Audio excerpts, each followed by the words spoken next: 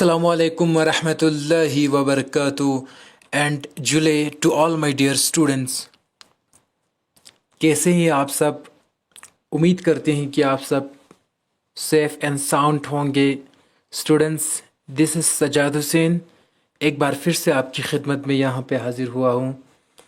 Students, आज हम पढ़ेंगे क्लास 10th के हिस्ट्री, जिसमें हम chapter number 7 print culture and modern world, इस चैप्टर का हम print culture and modern world का जो टेक्सचुअल क्वेश्चन है, टेक्स्ट बुक का जो क्वेश्चंस है, जहाँ से फाइनल एग्ज़ाम्स में बहुत ज़्यादा आते हैं, जेके बोस और सीबीएसई के एग्ज़ाम में।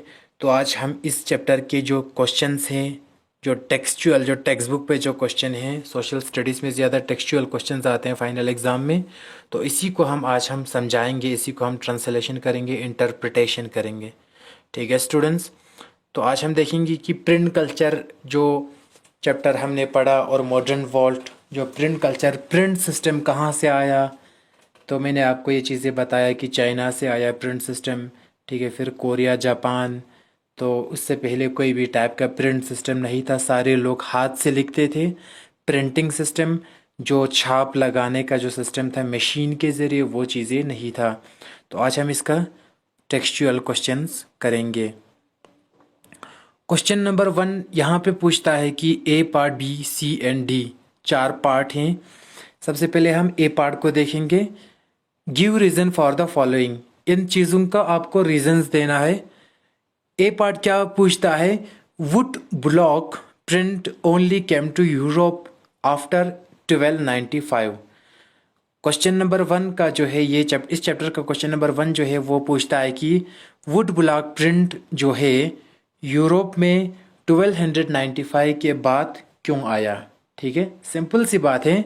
वुड ब्लॉक प्रिंट, ये एक वुड ब्लॉक जो है एक प्रिंटिंग का स्टाइल हुआ, जिस तरीके से आज की डेट पे हम जो लिखता है इस टाइप का राइटिंग, वो ये राइटिंग बोल्ड, इटैलिक, अंडरलाइन, इस तरीके से उस टाइम पे क्या था, जो वुड ब्लॉक प्रिंट था। वुड ब्लॉक मीन्स ये एक लिखने का एक स्टाइल है, it is just like a type of calligraphy, तो लिखने का एक टाइप है। वुड ब्लॉक प्रिंट जो है वो यूरोप में 1295 से पहले क्यों नहीं आया। ठीक है, तो सिंपल सी बात है, उससे पहले सिर्फ चाइना में था, यूरोप में वो चीज़ें नहीं था। तो 1295 से पहले वुड ब्लॉक प्रिंट यूरोप में क्यों नहीं आया। यूरोप वालों को 1295 से पहले वुड ब्लॉक प्रिंट के बारे में कोई भी जानकारी नहीं था, तो 1295 के बाद ही क्यों आया, उससे पहले क्यों नहीं आया, इसको रीजंस देने हैं। तो सिंपल सी बात है, answer number 1, would block print was invented around 6th century in China. It came to Europe along with Marco Polo in 1295. Marco Polo returned to Italy after many years of exploration in China, and he brought the knowledge of wood block print with him on his return. Question पूछता है कि would block print जो एक लिखने का, जो printing system का एक स्टाइल था, वो 1295 से पहले क्यों नहीं आया, 1295 के बाद ही क्यों आया। तो यहाँ पे आंसर में कहता है कि सबसे पहली बात यह है कि आंसर कहता है कि वुड ब्लॉक प्रिंट जो है वो इन्वेंट हुआ था 6th century में। कहाँ पे पहले ये शुरू कहाँ पे हुआ था, ईजाद कहाँ पे किया था वुड ब्लॉक प्रिंट को? चाइना में ईजाद किया था। ठीक है, तो फिर इसके बाद धीरे धीरे यूरोप में ये सिस्टम गया। पहले ये वुड ब्लॉक प्रिंट सिस्टम कहाँ पे इंट्रोड्यूस किया था, कहाँ पे इन्वेंट किया था? चाइना में। तो बाद में ये यूरोप में पहुंचा। तो यूरोप में ये किसके साथ पहुंचा? मार्को पोलो, जो एक मतलब जिसको हम ट्रैवलर कहते हैं, जो एक जगह से दूसरे जगह, एक देश से दूसरे जगह, दूसरे देश जो घूमने के लिए जाता है, एक इंसान था उस टाइम पे जिसका नाम मार्को पोलो था। असल में मार्को पोलो जो है वो इटली का रहने वाला था। तो वो इटली जो है यूरोप कॉन्टिनेंट में पड़ता है। इटली एक देश है जो यूरोप में पड़ता है। ठीक है, तो इटली का रहने वाला ये ट्रैवलर जो है जिसका नाम मार्को पोलो था, वो पहले चाइना की तरफ गए थे, चाइना में इन्वेंशंस देखने के लिए, चाइना में एक्सप्लोरेशंस देखने के लिए, चाइना में किस टाइप की तरक्कियाँ होते हैं, चाइना में कौन से मशीनें बनते हैं, ये सारी चीज़ें देखने के लिए मार्को पोलो खुद कहाँ का था? इटली का था। वो इटली से कहाँ गया? चाइना में गया। तो चाइना में जब वो गया तो चाइना में उसको क्या नज़र आया? Would block print system. क्योंकि चाइना में वुड ब्लॉक प्रिंट सिस्टम जो है वो 6th सेंचुरी में इन्वेंट किया था। तब जाके मार्को पोलो ने उस सिस्टम को चाइना से कॉपी करके, नकल करके, उठा के, वो आइडिया उठा के वो वापस आया फिर से अपने देश इटली में। और इटली में आके सारे इटली वालों को और सारे यूरोप वालों को 1295 में जब वो चाइना से वापस आया तो सारे लोगों को वुड ब्लॉक प्रिंट के बारे में समझाया। ठीक है, तो इसी तरीके से इटली और यूरोप के दूसरे देश में वुड ब्लॉक प्रिंट जो है वो सेपरेट हो गया। तो क्वेश्चन पूछता है कि वुड ब्लॉक प्रिंट जो है 1295 के बाद जो है यूरोप में क्यों एक्सपोज हो गया, उससे पहले क्यों नहीं हुआ? तो मैंने कहा यहाँ पे कि वुड ब्लॉक प्रिंट जो है सबसे पहले चाइना में इन्वेंट हुआ था। और एक ट्रैवलर था जो इटली का रहने वाला था। इटली यूरोप कॉन्टिनेंट में आता है। तो वो ट्रैवलर जिसका नाम मार्को पोलो था, जब वो इटली से चाइना में घूमने गया तो चाइना में उसको ये वुड ब्लॉक प्रिंट सिस्टम जो है वो देखने को मिला। तो उसने यही आइडिया चाइना से उठा करके, नकल करके अपने देश इटली में और यूरोप में इसको ले जाके सेपरेट किया। तो जिस दिन वो वापस आया, जिस साल वो वापस आया, उस साल का वो साल जो है 1295 था। तो 1295 के बाद ही जो है चाइना में क्या हुआ, सॉरी इटली में और यूरोप में वुड ब्लॉक प्रिंट सेपरेट हुआ। ठीक है, तो क्वेश्चन नंबर 1 का बी पार्ट पूछता है कि Martin Luther was in favour of print and spoke out in press of it. जो मार्टिन लूथर था वो प्रिंट के फेवर में था। मार्टिन लूथर कौन था ये हम बताएंगे अभी। जो मार्टिन लूथर था वो प्रिंट सिस्टम के फेवर में था। वो फेवर क्यों करता था भाई? मार्टिन लूथर कहता था कि भाई प्रिंट सिस्टम होना चाहिए, तब जाके एक आम इंसान, कॉमन इंसान जो है अपनी आवाज़ को एक करके उठा सकता है। तो मार्टिन लूथर जो है वो प्रिंट सिस्टम के फेवर में था और वो spoke out in praise of it, और वो प्रिंट सिस्टम की तारीफ करते थे। वो कहते थे कि प्रिंट सिस्टम होना चाहिए। अखबार जो है वो, बाकी मीडिया जो है वो, जब हमारे पास न्यूज़पेपर होगा, जब मैगजीन्स होगा, जर्नल्स होगा, तो हम उसमें अपनी शिकायत को लिख सकता है। तो क्वेश्चन पूछता है कि मार्टिन लूथर जो है वो प्रिंट सिस्टम के फेवर में क्यों था। ठीक है, तो अभी हमें यहाँ पे देखना है कि मार्टिन लूथर एक शख्सियत था। तो ये उस टाइम के जो प्रिंट सिस्टम था, जो मतलब छाप लगाने का जो सिस्टम था, क्योंकि प्रिंट सिस्टम से पहले हाथ से लिखते थे। चाइना, कोरिया और जापान ने जो है पहले प्रिंट सिस्टम को शुरू किया। आपने ये वीडियो में देखा होगा, पहले वाली वीडियोस में। तो मार्टिन लूथर प्रिंट सिस्टम के फेवर में क्यों था?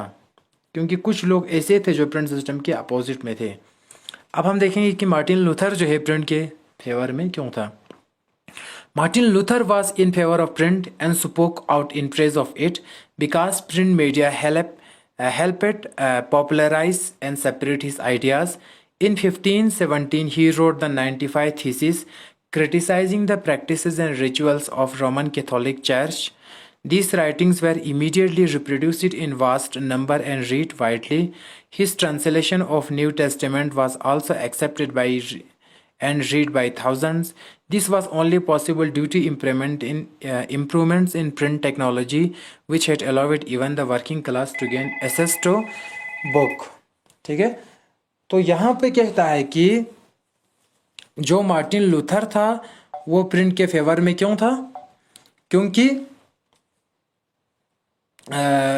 मार्टिन लूथर जो है वो प्रिंट के फेवर में इसलिए था क्योंकि उसकी वजह से, प्रिंट सिस्टम की वजह से, अखबार की वजह से या बाकी मीडिया की वजह से मार्टिन लूथर क्या कर सकता है, वो जो है अपनी बात को दूसरों तक पहुंचा सकता है। ठीक है, तो कहने का मतलब ये है कि मार्टिन लूथर एक ऐसा इंसान था जो रोमन कैथोलिक चर्च और जो मतलब मजहबी जो शख्सी राज चलाने वाला जो उस टाइम पे यूरोप में था या दुनिया के किसी भी कोने में था, जो अपना मजहबी ख़ुद को मजहबी बड़ा समझकर, जो ख़ास तौर पर जो क्रिश्चियंस में था, जो रोमन कैथोलिक चर्च वाले जो है वो दूसरे जो आम कॉमन पीपल्स हैं उनके ऊपर काफ़ी जुल्म करते थे। तो मार्टिन लूथर उनके ख़िलाफ़ आवाज़ उठाना चाहता था, इसीलिए मार्टिन लूथर जो है प्रिंट मीडिया के ज़रिए या अखबार के ज़रिए, दूसरे छाप लगाने वाले पेपरों और दूसरे सोर्सेस के ज़रिए वो इन सारे मजहबी जो रोमन कैथोलिक चर्च थे, जो काफ़ी कॉमन पीपल्स पे जुल्म करते थे, उनको काफ़ी दबाते थे, उनकी आवाज़ को सुनते नहीं थे और वो अपना शख्सी राज चलाने की कोशिश करते थे।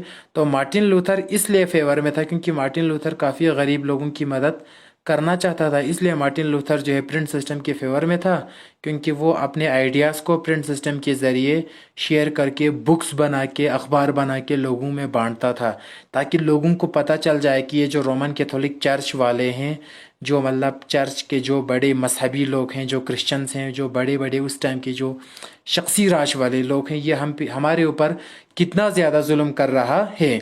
तो मार्टिन लूथर जो है इन सारे लोगों को ये चीज़ें समझाना चाहता था। इसीलिए मार्टिन लूथर ने क्या किया, इसीलिए मार्टिन लूथर ने प्रिंट सिस्टम को प्रमोट करने की कोशिश किया और प्रिंट सिस्टम को मार्टिन लूथर ने सपोर्ट किया। तो यहाँ पे ये चीज़ें पूछता है कि मार्टिन लूथर जो है वो प्रिंट के फेवर में क्यों था। तो यहाँ पे और एक चीज़ ये है कि 1517 में, मतलब 1517 में he wrote the 95 thesis. Martin Luther ने जो है 1517 में क्या लिखा, एक थीसिस लिखा, रोट द 95 थीसिस, ठीक है। तो इसने बहुत सारे थीसिस लिखा। इन थीसिस में इन्होंने क्या किया, इन पेपर्स ने मार्टिन लूथर ने जो रोमन कैथोलिक चर्च है उनकी प्रैक्टिस, उनका जो काम करने का तरीक़ा है और उनका जो रिचुअल्स है, मतलब उनका जो रस्म और रिवाज हैं, उन सारे चीज़ों को क्रिटिसाइज़ किया। क्योंकि और इसने अपने इन सारे लिखने वाले जो किताबें हैं, जो अखबार हैं, मार्टिन लूथर ने इन सारे किताबों और अखबारों में, सारे पेपर्स में क्रिटिसाइज़ किया, नुक्ताचीनी किया सारे रोमन कैथोलिक चर्च के जो बड़े बड़े मजहबी लोग हैं। क्योंकि ये लोग जो है इनका जो काम करने का तरीक़ा था, जो इनका जो अप्रोच था, वो कॉमन पीपल्स के लिए अच्छा नहीं था। तो इसीलिए मार्टिन लूथर इनका असली चेहरा लोगों के सामने लाना चाहता था। अगर वो मुंह से कहता कि ये जो रोमन कैथोलिक चर्च वाले हैं वो तुम लोगों के लिए नुकसानदा है, वो तुम लोगों का दुश्मन है, अगर मार्टिन लूथर मुंह से कहेंगे तो कितनों को कहेंगे। तो इसीलिए मार्टिन लूथर और इन जैसे दूसरे शख्सियात ने यह सोचा कि यूरोप में और पूरे वर्ल्ड में जहाँ पे भी रोमन कैथोलिक चर्च जो जुल्म करने की कोशिश करता है, प्रोटेस्टेंट्स और कैथोलिक का जो प्रोटेस्टेंट्स के ऊपर जो जुल्म करने की कोशिश करता है या दूसरे क्रिश्चियंस के ऊपर, तो इनका असली चेहरा लोगों के सामने रखने के लिए हम इनको किताबों के ज़रिए या अखबारों के ज़रिए या दूसरे पेपर्स के ज़रिए पहुँचाएंगे। तो ये सारी चीज़ें पहुँचाने के लिए क्या किया, मार्टिन लूथर ने किताब लिखने का जो सिलसिला था, प्रिंट करने का जो सिलसिला था, उसको काफ़ी इनकरेज किया और उसका फेवर किया ताकि वो लोगों के सामने सच्चाई वाले बात को रख सकते हैं। इसने एक ट्रांसलेशन किया, new testament was also accepted. इसका जो एक नया ट्रांसलेशन, जो ये ख़ुद जो अलग अलग ज़बानों में किताबें लिखते थे, अखबार पे, टीवी पे, रेडियो पे या कहीं और प्रिंट मीडियाज़ पे, ठीक है, ख़ास तौर पर जर्नल, मैगज़ीन्स वगैरह में मार्टिन लूथर काफ़ी क्रिटिसिज्म करते थे कि रोमन कैथोलिक चर्च और बाकी जो समाज के बड़े बड़े रिच पीपल्स होते हैं जो गरीबों के ऊपर जुल्म करते हैं, मजहबी तौर पर, समाजी तौर पर, सियासी तौर पर, इक़्तिसादी तौर पर, इन सारी चीज़ों को रोकने के लिए मार्टिन लूथर जो है किताबों को जो है लिखना उसने शुरू किया। और उसके बाद उसने मतलब काफ़ी कॉपी किया, ठीक है, मतलब उसको फ़ोटो स्टेट करके बहुत सारे किताबें बनाए प्रिंट करके, ठीक है। तो बहुत सारे लोग जब मार्टिन लूथर की किताब पढ़ने लगे तो वो सस्ते दामों में बिक गए और वर्किंग क्लासेस को, इवन कि एक गरीब इंसान को भी जिसके पास कुछ भी पैसा नहीं था, वो भी सस्ते दामों में 50-100 रुपये तक का किताब ख़रीद सकता था। और मार्टिन लूथर और उस जैसे दूसरे शख्सियतों का किताब पढ़कर एक कॉमन पीपल, एक गरीब लोगों को, उस टाइम के यूरोप के रोमन कैथोलिक चर्च वाले जो मजहबी बड़े बड़े जो लोग थे, जो ख़ुद को बड़ा समझते थे और गरीबों पे जुल्म करते थे और वर्कर्स पे और लेबर्स पे, तो इनकी असली जो चेहरा है वो गरीबों के सामने आ जाता था। क्योंकि और हर ज़बान में मार्टिन लूथर का किताब जो है वो ट्रांसलेशन था। तो इसीलिए मार्टिन लूथर जो है प्रिंट सिस्टम के फेवर में है और ये प्रिंट सिस्टम की तारीफ़ इसलिए कर रहे थे ताकि वो अपने दिल की बात और वर्कर्स की, लेबर्स की और कॉमन पीपल की दिल की बात सब तक पहुंचाए किताबों के ज़रिए, अखबारों के ज़रिए। और रोमन कैथोलिक चर्च का जो रिचुअल्स था, जो प्रैक्टिस था, उनके ख़िलाफ़ मार्टिन लूथर ने बताया, क्योंकि रोमन कैथोलिक चर्च वालों ने काफ़ी बहुत ज़्यादा जुल्म किया था उस टाइम के समाज में। ठीक है, अब क्वेश्चन नंबर थर्ड कहता है कि मतलब पहले का third part, C part, the Roman Catholic Church began keeping an index of prohibited books from the mid 16th century. ठीक है, तो अभी ये एक सीक्वेंस की तरह है। अगर आप क्वेश्चन बी पार्ट समझेंगे तो आप सी पार्ट भी समझेंगे। बी पार्ट में मैंने बताया कि मार्टिन लूथर और उनके जैसे बहुत सारे लोग ऐसे थे जो रोमन कैथोलिक चर्च को बिल्कुल पसंद नहीं करते थे, क्योंकि रोमन कैथोलिक चर्च के लोग जो है वो कॉमन पीपल्स के ख़िलाफ़ काम करते थे। मजहबी तौर पर, सियासी तौर पर, समाजी तौर पर वो गरीबों और कॉमन पीपल्स के ख़िलाफ़ था। वो काफ़ी अपना जो रिच क्लासेस है वो मेंटेन रखना चाहता था। तो आपने जब बी पार्ट समझा, बी पार्ट में मैंने क्या बताया, मार्टिन लूथर ने इसलिए क्रिटिसाइज़ किया क्योंकि उनका काम करने का तरीका मार्टिन लूथर और कॉमन पीपल्स को पसंद नहीं था। तो सी पार्ट में कहता है कि जब रोमन कैथोलिक चर्च वालों को ये पता चला कि मार्टिन लूथर जैसे लोगों ने क्या किया, हमारे ख़िलाफ़ किताबें लिखना, अखबार लिखना, मैगज़ीन्स और जर्नल्स लिखना शुरू किया है और प्रिंट करके बहुत सारे लोगों के हाथ में आया है, और इसकी वजह से हमारा असली चेहरा सबके सामने नज़र आएगा। जब रोमन कैथोलिक चर्च को ये डर महसूस होने लगा कि अगर हम ऐसे फ्री छोड़ेंगे तो मार्टिन लूथर जैसे बहुत सारे लोग आएंगे और हमारे ख़िलाफ़ कुछ भी छाप देंगे, कुछ भी वो बक देंगे। तो इसीलिए सी पार्ट में कहता है कि रोमन कैथोलिक चर्च वालों ने अब किताबों पे, अखबारों पे, मार्केट में जाकर उन पब्लिशर्स पे, उन दुकानदारों पे, उन होलसेलर्स पे इंडेक्स लगाया। एक इंडेक्स मतलब निशान। ठीक है, जिस किताब में, जिस मैगज़ीन में, जिस अखबार में रोमन कैथोलिक चर्च के खिलाफ कुछ भी लिखा है, गाली दिया है, कुछ भी लिखा है, क्रिटिसाइज किया है, ठीक है, तो मार्टिन लूथर जैसे लोगों ने जो भी किताब लिखा है या किसी और पीपल्स ने, तो रोमन कैथोलिक चर्च ने ये डिसाइड किया है कि आज के बाद जिस बुक सेलर पे, जिस दुकानदार पे जो भी लिखा होगा, हम उन सब पे प्रोहिबिशन लगा देंगे, बैन लगा देंगे। ठीक है, ये किताब बेचना मना है, ये किताब पढ़ना मना है, ये किताब नहीं खरीद सकता है। तो रोमन कैथोलिक चर्च वालों ने सारे किताबों पे और कुछ कुछ किताबों पे या उन पे निशान क्यों लगा दिया, या उन किताबों को पढ़ने से या उन अखबारों को पढ़ने से रोमन कैथोलिक चर्च ने लोगों को क्यों रोका? क्योंकि इसका आंसर मैंने ऊपर बताया, क्योंकि रोमन कैथोलिक चर्च का जो असली चेहरा था, जो लोगों पे जुल्म करता था, वो मार्टिन लूथर जैसे शख्सियात ने आउट करके पेपर्स और बुक में फैला दिया। तो इसीलिए रोमन कैथोलिक चर्च वालों को ये डर था कि कहीं इसकी वजह से इनका असली चेहरा सबके सामने आ जाएगा और इनका कुर्सी जो है इनके हाथ से चला जाएगा। तो इसलिए इन लोगों ने क्या किया, मार्केट में जाकर बहुत सारे किताबों पे बैन लगाना शुरू किया। तो सी पार्ट कहता है कि Roman Catholic Church began keeping an index of prohibited books from the mid 16th century. 16th century के मिडल के बाद रोमन कैथोलिक चर्च ने किताबों के ऊपर इंडेक्स कहते हैं निशान को, प्रोहिबिटेड मतलब मना करना, इस किताब को पढ़ना मना है, इस अखबार को पढ़ना मना है, इस मैगज़ीन को पढ़ना मना है। ठीक है, इस तरीके से बहुत सारे निशान्स लगा दिया और बहुत सारे पब्लिशर्स और बुक सेलर्स को बंद कर दिया, ताकि उनका जो असली चेहरा है वो किताबों के ज़रिए लोगों तक न पहुँचे। ठीक है, तो आंसर क्या कहता है इसका? Roman Catholic Church began keeping an index of prohibited books from the mid 16th century because mid 16th century के बाद रोमन कैथोलिक चर्च वालों ने किताबों के ऊपर इंडेक्स निशान लगा दिया, जिस निशान के ज़रिए किताबों को पढ़ना मना किया था। ठीक है, तो वो क्यों लगा दिया? क्योंकि it is authority was being put in danger by the several individual and distinctive readings and क्वेश्चनिंग्स of faith prompted by the easily accessible popular religious literature to supplement its inquisition and repression of heretical ideas।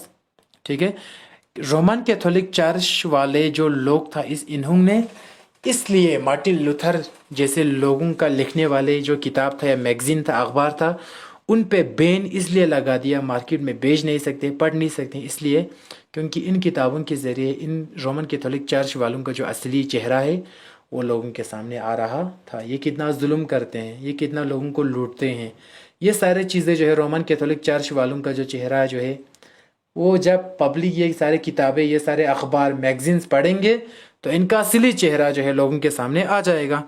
तो इसीलिए Roman Catholic church वालों ने यह सोचा कि इससे पहले कि हमारा असली चेहरा लोगों के सामने आ जाए, हम क्या करते हैं, सारे किताबें जिस किताबों में हमारे ऊपर क्रिटिसाइज किया है उन सारे किताबों को हम पढ़ने से रोकता है, सब पे बैन लगा देता है। जो बुक सेलर ये किताबें बेचेंगे, जो होल सेलर ये किताबें बेचेंगे, उन सारे चीज़ों के ऊपर इन्होंने बैन लगाना शुरू किया। तो इस क्योंकि इनको लग रहा था कि हमारा जो अथॉरिटी है, रोमन कैथोलिक चर्च वालों को लगता था कि हमारा जो अथॉरिटी है वो डेंजर में पड़ा हुआ है। अगर लोगों को हमारे सच्चाई के बारे में पता चलेंगे तो हमारे अथॉरिटी, हमारा जो ताकत है, जो हमारा इज्जत है, जो हमारा डिक्टेटोरियल रूल है, जो जालिम राज है, अगर लोगों को पता चलेगा कि हमने लोगों को कितना धोखे में रखा है, लोगों के ऊपर हमने मजहबी तौर पर, समाजी तौर पर, सियासी तौर पर, इक़्तिसादी तौर पर कितना जुल्म किया है, तो हमारा अथॉरिटी जो है, हमारा कुर्सी जो है वो ख़तरे में पड़ जाएंगे। इससे पहले कि हम क्या करेंगे, लोगों को इन किताबों को पढ़ने से रोकेंगे। ठीक है, तो अपने इंक्विजिशन, अपने तलाश और अपने जालिमाना, काफिराना, गंदे सोच को, गंदे आइडियाज़ को लोगों के ऊपर चलाने के लिए रोमन कैथोलिक चर्च वालों ने क्या किया, जो जिन जिन किताबों पे मार्टिन लूथर और दूसरे शख्सियात ने जो भी लिखा था उन सारे किताबों को पढ़ने से मना किया। तो इसकी वजह से इनका असली चेहरा लोगों के सामने फिर से आने से रुक गया। ठीक है, तो यहाँ पे कहता है कि the Roman Catholic church exercised strict control over publishers and book sellers. ये आपको समझ में आएगा, इसी पे सेकंड लास्ट पे लिखा है कि द रोमन कैथोलिक चर्च, जो रोमन कैथोलिक चर्च वाला था, इन्होंने क्या किया, स्ट्रिक्ट कंट्रोल किया पब्लिशर और बुक सेलर के ऊपर। भाई तुम जहाँ पे जो पब्लिशर था, जो किताबें बनाने वाला या किताबें बेचने वाला था, जिस किताब में हमारे ख़िलाफ़ कुछ भी बका हो, कुछ भी बोला हो, उस किताब को तुम लोग बेचोगे नहीं, बैन है। ठीक है, तो वो दुकानदारों को धमकी देता है, दुकानदारों को रोकता है कि इन किताबों को नहीं बेचेंगे क्योंकि इसमें हमारे ख़िलाफ़ बताया है। ठीक है, and also began to keep an index of prohibited books from 1558। 1558 के बाद किताबों पे वो निशान लगाना शुरू करता है कि इन किताबों को पढ़ना मना है। तो डी पार्ट कहता है कि जी पार्ट में क्या पूछता है, Gandhi set the fight for Swaraj is fight for liberty of speech, liberty of press and freedom of association.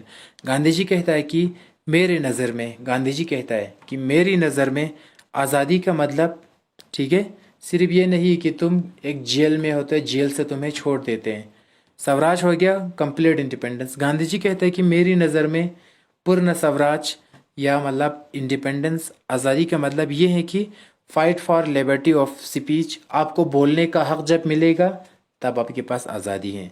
Liberty of press, आपको लिखने का हक जो मिलेगा। तो यहाँ पे मार्टिन लूथर जैसे लोग जो जालिम के ख़िलाफ़ लिखते थे, तो उस विचारों को लिखने से मना किया, बुक सेलर्स को रोक दिया, किताबों को पढ़ने से रोक दिया, बेचने से रोक दिया। क्यों? क्योंकि इनमें रोमन कैथोलिक चर्च के ख़िलाफ़ लिखा था। ठीक है, तो गांधी जी भी ये कहता है कि मेरी नज़र में आज़ादी का मतलब सिर्फ जेल से छूटना नहीं है, बल्कि आज़ादी का मतलब ये है कि आपको लिबर्टी ऑफ स्पीच मिलना चाहिए, मीन्स बोलने का हक़ होना चाहिए जिस देश में आप रहते हैं। आपको लिबर्टी ऑफ प्रेस होना चाहिए, आपको अखबार में, टीवी पे, रेडियो पे, किताब में लिखने का हक़ होना चाहिए। एंड फ्रीडम ऑफ एसोसिएशन, आपको एसोसिएशन, ग्रुप बनाने का हक़ होना चाहिए। तो गांधी जी ने ये क्यों कहा? D part, Gandhi ji said the fight for swaraj is the fight for liberty of speech, liberty of press and freedom of association. ठीक है, गांधी जी ने बताया कि आज़ादी का मतलब मेरी नज़र में आपको जब लिबर्टी ऑफ स्पीच मिलता है, मतलब आपको बोलने का आज़ादी मिलता है। गांधी जी फिर से कहते हैं कि मेरी नज़र में आज़ादी का मतलब आपको जब लिखने का आज़ादी मिलता है, आपको मीडिया में बोलने का आज़ादी मिलता है, आपको जब किताबों में लिखने का आज़ादी मिलता है, जो भी आपके ख़िलाफ़ जुल्म करते हैं, और आपको जब एसोसिएशन, ग्रुप बनाने का, यूनियंस बनाने का, कमिटीज़ बनाने का जब आज़ादी मिलता है, तो तब जाके आप आज़ाद हो, नहीं तो आप आज़ाद नहीं हो। फॉर एग्ज़ाम्पल, मुझे एक जेल से बाहर निकाल देता है और मैं, जेल वाला कहता है कि भाई तुम आज़ाद हो, तो गांधी जी कहता है कि अगर तुम्हें लिखने का आज़ादी नहीं है, तुम्हें जेल से तो छोड़ दिया, ठीक है, अगर तुम्हें पढ़ने का आज़ादी नहीं है, अगर तुम्हें मीडिया का आज़ादी नहीं है, अगर तुम जो गलत करता है, सरकार गलत करता है, उस सरकार के ख़िलाफ़ तुम्हें बोलने का आज़ादी नहीं है, तो तुम्हारा आज़ादी नहीं है। आज़ादी में सब कुछ होना चाहिए, hearing, listening, speaking. Because he considered this to be powerful modes of expression and cultivation of public opinion, क्योंकि गांधी जी कहता था कि तुम सिर्फ आज़ाद हो इतना काफ़ी नहीं है, तुम्हारी ज़बान आज़ाद होनी चाहिए। तो जो तुम्हारे ख़िलाफ़ जुल्म करता है, चाहे वो सरकार हो या कुछ और हो, तो उसके ख़िलाफ़ बोलने के लिए तुम्हारी ज़बान आज़ाद होनी चाहिए। और जब तुम्हारी ज़बान आज़ाद होगा, जब तुम्हारा कलम हाथ से कुछ लिख सकता है जो जुल्म तुम्हारे ऊपर हो रहा है, ठीक है, जब तुम कम्युनिटीज़, यूनियंस और एसोसिएशंस या सिविल सोसाइटीज़ बना सकता है, तब जाके तुम आज़ाद हो, नहीं तो तुम आज़ाद नहीं है। ये गांधी जी कहता है। अगर तुम लिखोगे, तुम्हें लिखने का आज़ादी है, अगर तुम कहोगे किसी प्रेस पे, तो तब जाके तुम्हें और तुम्हारा जो ओपिनियन है, जो व्यूज़ हैं, वो लोगों के सामने आ जाएगा। जब तुम्हें बोलने नहीं देंगे, जब तुम्हें लिखने नहीं देंगे सरकार के ख़िलाफ़ या किसी ज़ालिम हुक्मरान के ख़िलाफ़, तो तुम्हारा आज़ादी का कोई मतलब ही नहीं है। मतलब गांधी जी इसलिए ये कहता है कि उस टाइम पे हिंदुस्तान में लोगों को बोलना और लोगों का बात जो है वो सुनना बहुत ज़्यादा ज़रूरी था, लेकिन ब्रिटिश लोगों की बात को दबाता था। The denial of this freedom was not compatible with the idea of self-rule and independence. Hence, the fight for this freedom, according to him, was intrinsically a fight for Swaraj और सेल्फ रूल। गांधी जी कहता था कि अगर हमें self rule करना है, अगर हमें खुद जो है आज़ाद, खुद मुख्तार बनना है, या अगर हमें आज़ाद बनना है, इंडिपेंडेंस बनना है, तो हमें क्या करना है? हमें सिर्फ खुद को आज़ाद करने के लिए नहीं लड़ना है। हमें चाहे ब्रिटिश के ख़िलाफ़ लड़े या किसी और जालिम बादशाह के ख़िलाफ़ लड़े, हमें क्या करना है? गांधी जी कहता है कि फ्रीडम ऑफ स्पीच के लिए लड़ना है, आपको बोलने का हक़ मिलना चाहिए। लिबर्टी ऑफ प्रेस, आपको मीडिया का हक़ मिलना चाहिए। या फ्रीडम ऑफ एसोसिएशन, आपको इन तीनों के लिए लड़ना चाहिए। जब आपको ये तीनों मिल जाते हैं, तो इंट्रेंसिकली मीन्स दरअसल में आपको आज़ादी मिल गया। जब आपको बोलने का हक़ हो, जब आपको लिखने का हक़ हो, जब आपको कमेटीज़ बनाने का हक़ है, जब आप किसी ज़ालिम के ख़िलाफ़ बोल सकते हैं, जब आप सरकार कोई गलत काम करेंगे, आप सरकार के ख़िलाफ़ बोल सकते हैं, तो गांधी जी के नज़र में उस टाइम पे आप आज़ाद हो, नहीं तो आप आज़ाद नहीं हैं। ठीक है, तो इसीलिए गांधी जी जो है यहाँ पे सेल्फ रूल इस चीज़ को कहते हैं। तो ये क्वेश्चन नंबर 1 का जो है पार्ट्स था। तो इसी चैप्टर को हम अभी आगे तक ले जाएंगे। आज के लिए इतना ही काफ़ी है। मुझे दीजिए इजाज़त। मिलते हैं इसी चैप्टर का टेक्सचुअल क्वेश्चन का हम नेक्स्ट वीडियो में। तब तक के लिए खुदा हाफिज़ and thank you so much for